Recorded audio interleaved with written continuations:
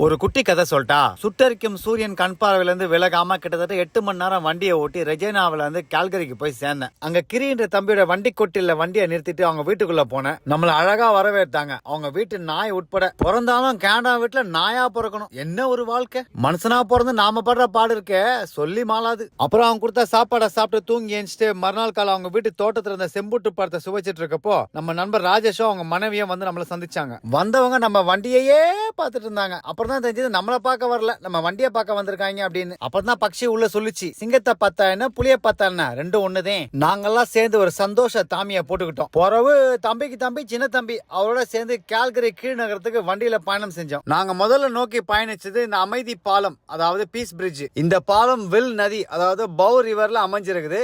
இது வழியா கூட கால்கரி கீழ் நகரத்துக்கு உள்ள போலாம். தம்பி தான் எனக்கு நீ வழிகாட்டி. ஆம்சா பாத்தீங்களா, அர்னால்டு அக்கா பையன். இந்த கால்கரி கீழ் நகரத்தை தான் அடுத்த குட்டுக்கதை முழுசா பார்க்க போறீங்க.